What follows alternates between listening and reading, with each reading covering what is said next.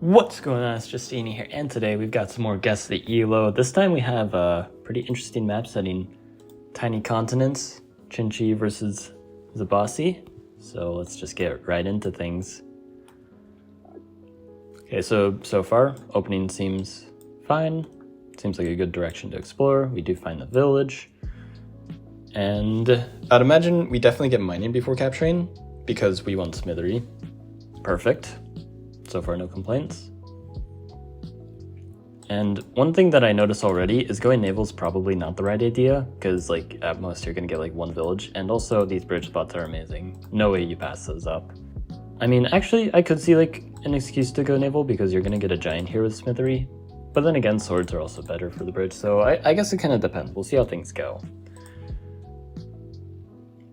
So we get a ruins, it's pretty nice.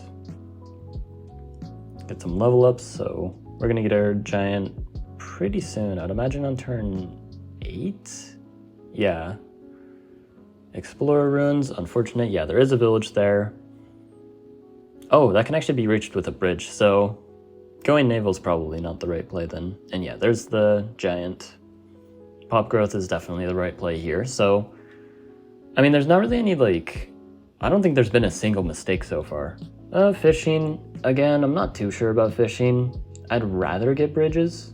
Like, it's a little more expensive, but I think it is worth the cost. But maybe this is still fine because of the Juggernaut. I guess we'll see. They healed. Interesting. So I guess that's gonna be their strategies. Just park the... I can see that actually. Whoa. I don't know about that though. Okay.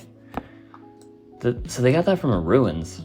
Again, I mean, that's a good thing to get from the ruins, but just because you have starfish. I would just make a scout. You don't need to make a bomber. I'd rather get some more units on the water, and then once you've really established that foothold, then you get the bomber. But right now you don't need the bomber. I just get some scouts, get some more units going. So they get archery. And I mean, this is just disgusting. Get an explorer here, please. Oh, nice, explorer. Okay, so like, other than the bomber, which honestly, like, the bomber wasn't even like that bad, because like, I mean, it just works out. You do have the naval dominance. You can back it up. It just seems a little odd to do it before you get a few more scouts, but you know. And yeah, this is kind of just disgusting. Whoa, the opponent went for the Altar of Peace. Dang, man, they got away with it too. They went for that Zabasi filler rush. So you have to worry about markets, but then again, like, your economy's doing so well anyway that it's probably not a big deal. If I were the Zabasi player, I'd be just playing maximum defense here.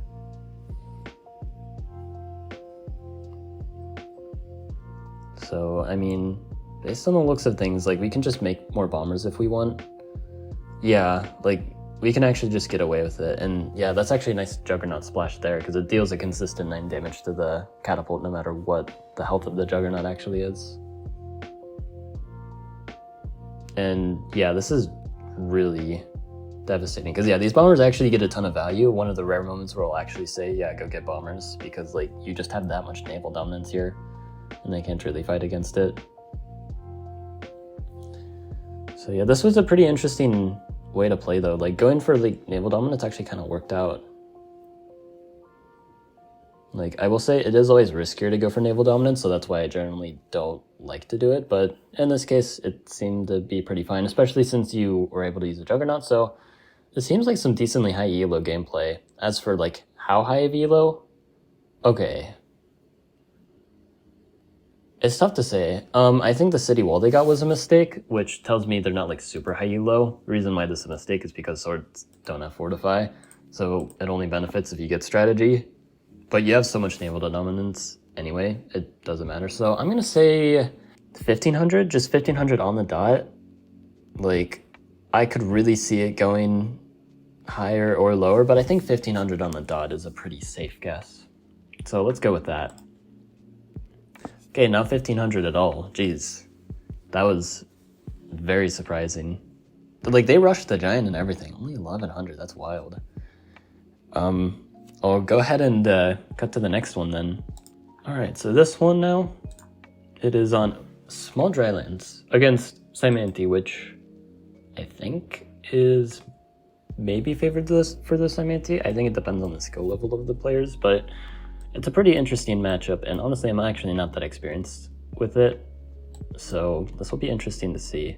Of course, just a typical opening, then technically suboptimal exploration, because there's a 0% chance of finding a village here, because that's how drylands works. These one tile from the edge, guaranteed no villages. That's how drylands works. So always remember that. It would have been better to instead explore, I'll use this is easier to see. Yeah, right here, this is better. Though this warrior, it's gonna have to go in this suboptimal, in quotes, tile, because you have no other choice. But I mean, kind of a minor mistake, but you know, it sometimes matters, so it's always best to try and explore as optimally as you can. Let me go for lighthouse, that makes sense. Going for hunting. Now it's a little greedy to do that against Xin-xi, but we probably want to get an explorer, so yeah, it'll have us a little more economically set up. And we do meet Xin-xi. And we train another warrior. I don't know about that one, because here's the thing is we want to get riders going, and we can get, I mean, I guess we get only one rider either way, but getting a warrior takes up population in the city that we'd rather save for just more riders later.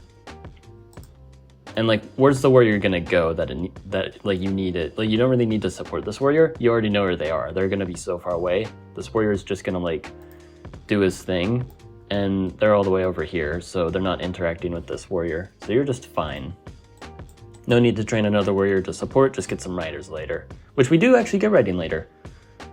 So, okay, not too bad. And we're gonna get 2 more riders?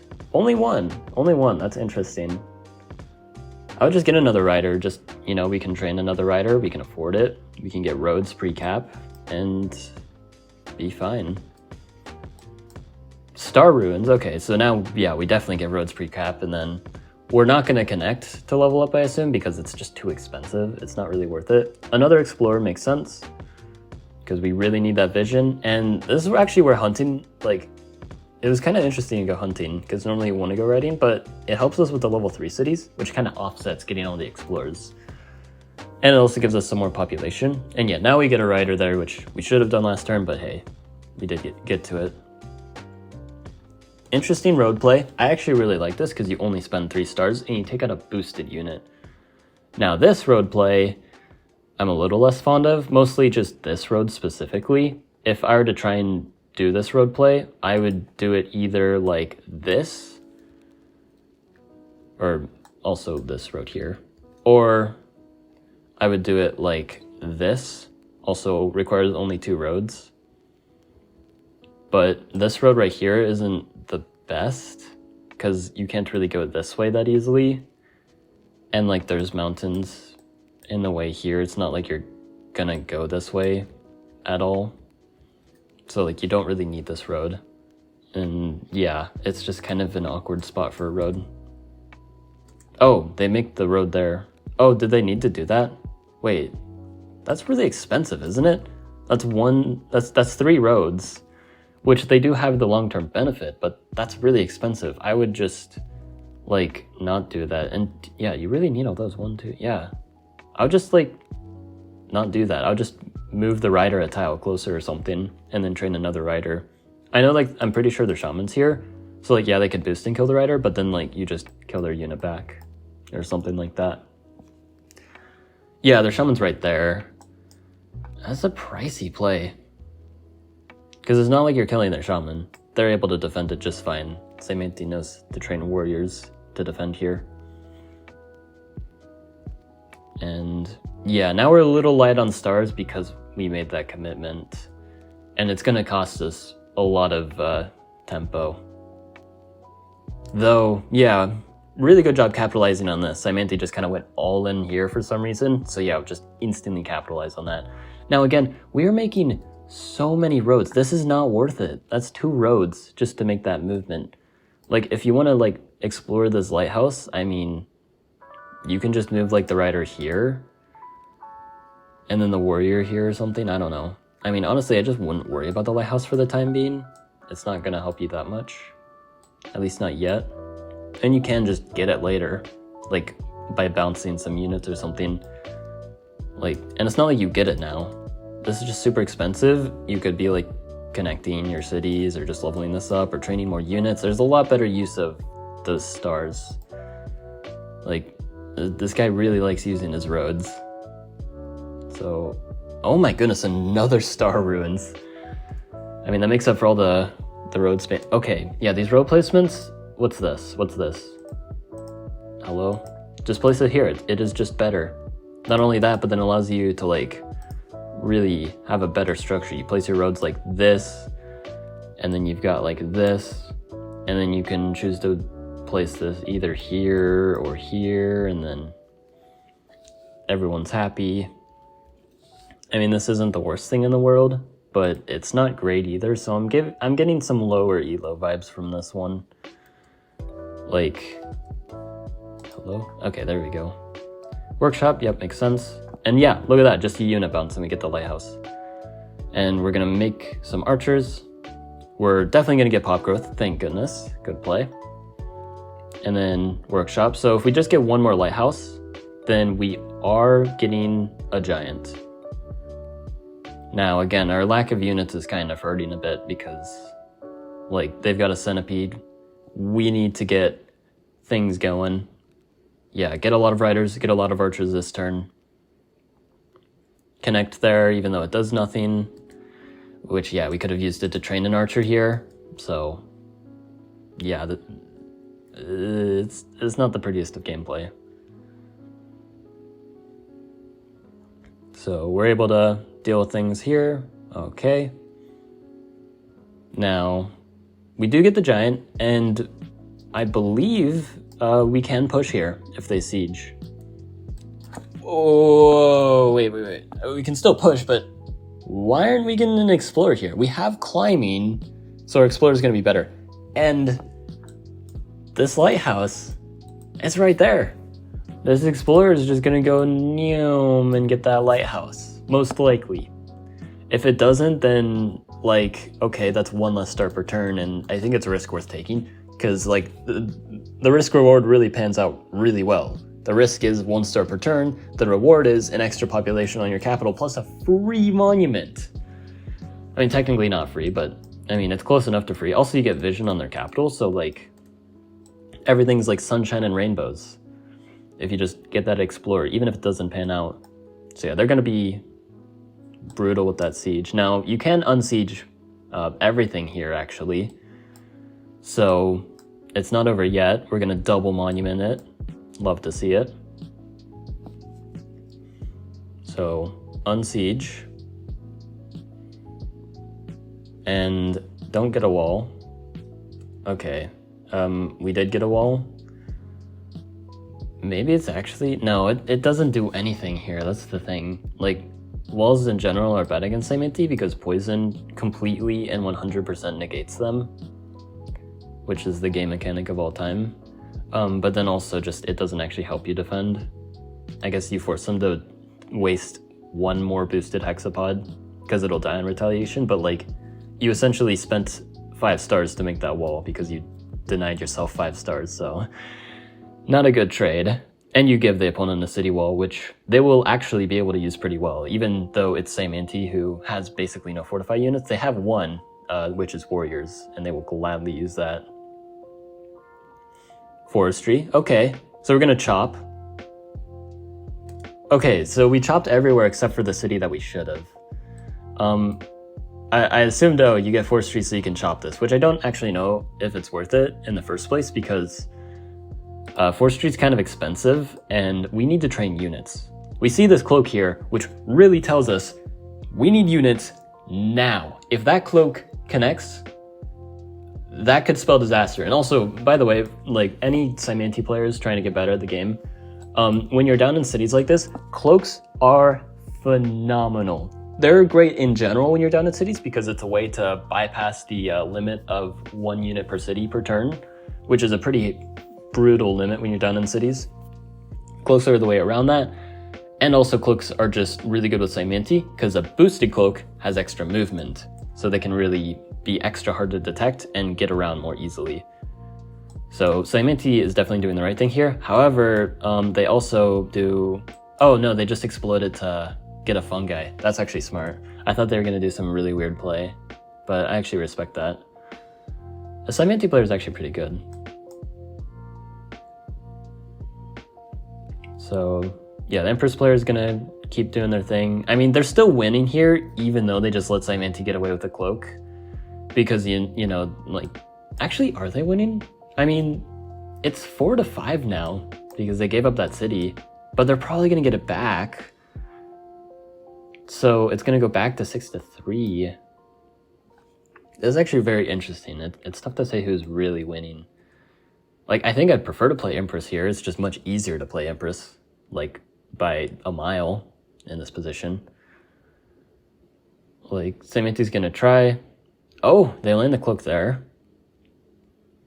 Oh, and Empress just takes out their cloak.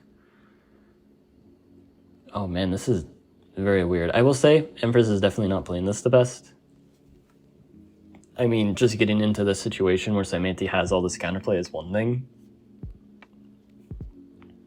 And then, now Empress is actually at the city disadvantage. And I'd say at this point, Xin-xi is now just winning.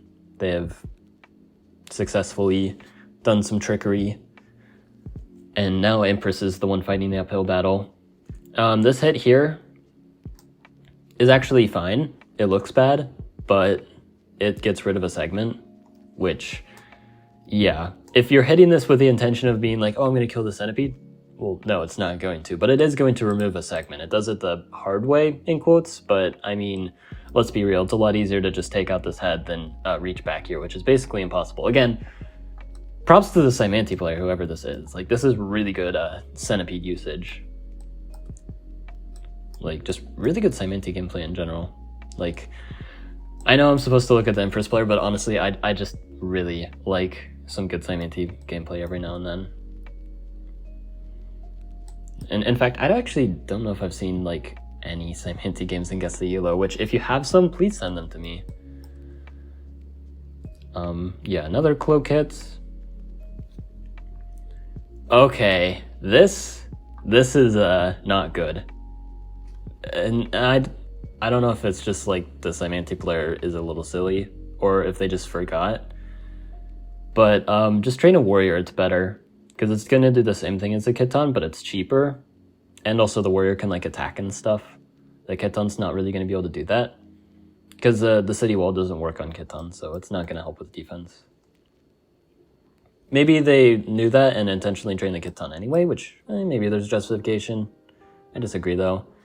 Again, Empress is going to try their best. It's kind of really, really tough to win. I would consider resigning as Empress, especially they did buy Free Spirit earlier, and yeah, this is what happens when you buy a tech that does quite literally almost nothing, is you get almost nothing out of it. You spent, I think they had an extra city when they did that, so they spent 14 on it, which is a fun fact, a really terrible investment. And I already hear like people in the comments being like, well, they didn't do it for no reason, they did it to get chivalry. Okay, they don't have chivalry, so what does it do? Nothing. Yep, I rest my case. All right, so yeah, Free Spirit sucks here. Empress dude, if you're watching this, don't buy Free Spirit for no reason. I know you had a reason, but like, justify the reason the turn that you buy Free Spirit. Like, when you buy it, it should be immediately clear, I'm doing this, and I'm doing this now, and that is why I bought Free Spirit at this moment. You don't just randomly buy Free Spirit and then be like, okay, well, I'm gonna get Knights. That's like buying trade in this position. Like, I'm gonna buy trade here. Okay, you can't place any markets though. Well, I'm gonna get a sawmill spot here, or sorry, a forge spot in border growth. Like, cool, but you don't have smithery. Like, what are you gonna do with it? Like, when you buy a tech, make sure you can actually use it. It's pretty important, because otherwise you just waste stars accomplishing quite literally nothing. So we actually managed to take out the centipede. That's pretty nice. So we do have like some possible counterplay with the Giants, though the boosted hexapods are gonna say otherwise. Interesting. Saimanti just siege. That's worth it. I don't know. I'm trying to think what Empress needs to do to win. Chivalry is an idea, but the problem is there's like Kitons everywhere, I think. But the problem is it's hard to archer spam too. But I feel like it's also necessary. Maybe Chivalry leads to something? And then the counterplay to like Chivalry is just spam, just keep doing what you're doing the same anti, honestly. Like even make some more cloaks because those do pretty well. Even into knights. Yeah, another centipede will do it too.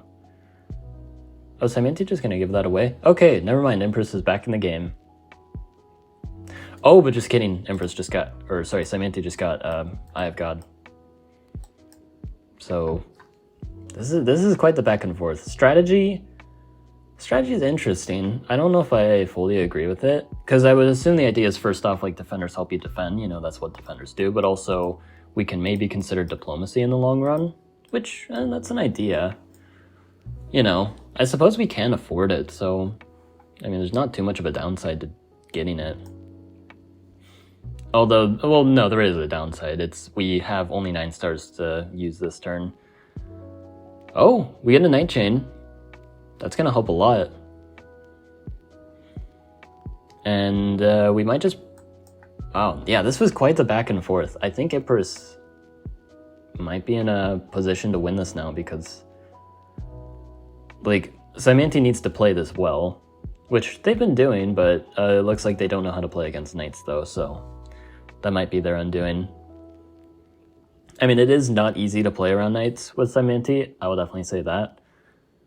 But it's also like a pretty important skill, because like otherwise you'll be in this situation and then the Saimanti player will actually be losing here.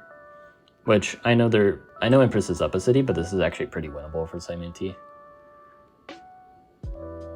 So, oh man, yeah, look at that. Please chain that.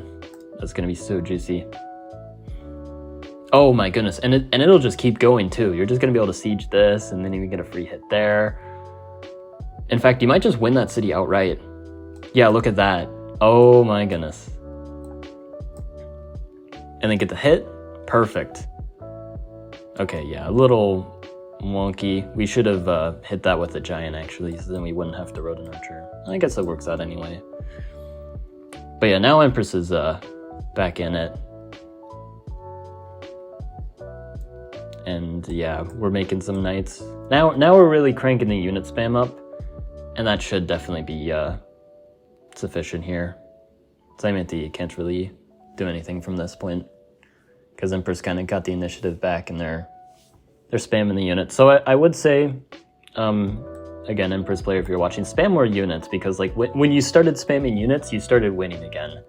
And when you stopped spamming units, you started losing it. I think that is pretty clear, at least to me when watching this game. That's generally what you want to do against Saimanti. It kind of applies to all tribes, but Saimanti really likes to punish. They're very good at punishing lack of unit spam. They're less good at punishing lack of eco development, so like also keep that in mind. Like you can go extra aggressive against Saimanti without punishment, because like again, like Saimanti can't punish lack of greed all that well, but they can punish greed. So another nice chain. Just yeah, this is a little yikes there, but it's fine. And that is that. Okay, so not the most clean game ever, but it was a pretty interesting one to watch regardless, so, you know. Oh, this is tough to say though, like their elo, because this feels like a solid, like, somewhere between, like, I don't know, 1350 and 1450, like somewhere around that range. I might say 1350 on the low end. You know, like they did some things right. They placed way too many roads and they weren't very efficient either.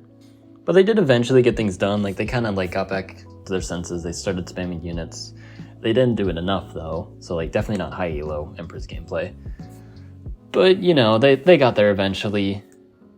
I'll say 1350. Let's see. Oh, okay. A bit higher than I expected, but I mean, I was close to the general range, so I can't be mad. But yeah, hope you guys enjoyed. Like and sub, and have a good one.